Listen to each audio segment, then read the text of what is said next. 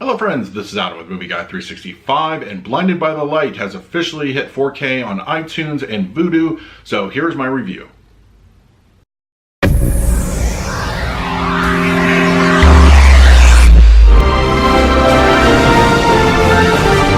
Blinded by the Light is a very interesting semi-autobiographical take on the author of the book, who is a young Pakistani man growing up outside of London, and he's in a small town and he's at odds with his parents, and constantly he's trying to find his place in the world. And then he discovers the music of Bruce Springsteen, and it more or less changes his life and his outlook.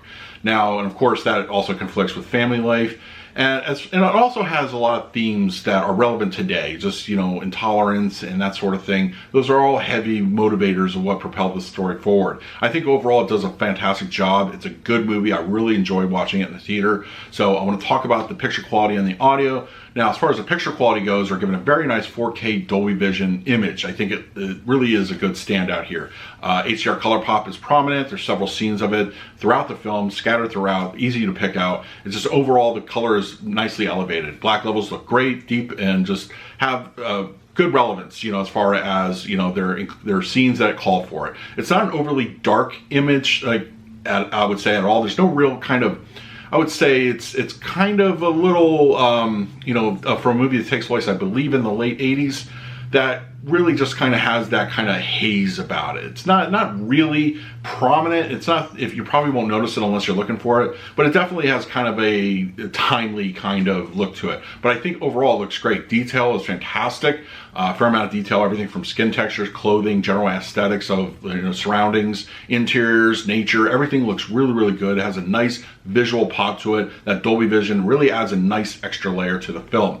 Now, audio-wise, I feel that this is where kind of we missed the boat here.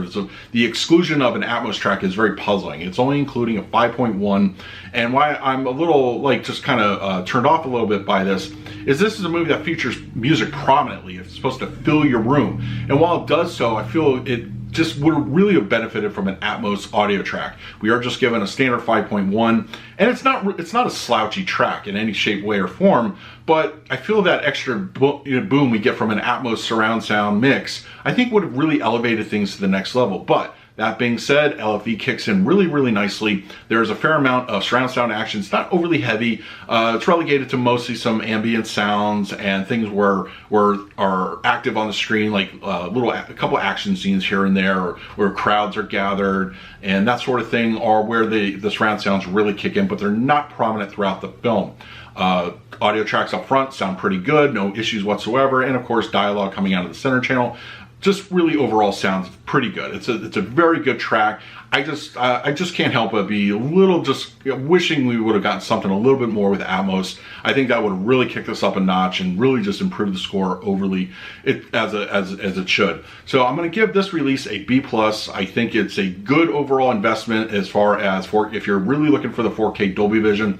Unfortunately, we don't get that on the standard Blu Ray. There's no physical format release of this movie, unfortunately, in 4K. So if you want it, it's here in digital, available now on iTunes or VUDU. So that being said, let me know in the comments below if you had a chance to check out Blinded by the Light and what you thought. In the meantime, please like, subscribe, hit that bell notification. I put out videos every single day. So until next time, this is Adam with Movie Guy 365. I will see you at the movies.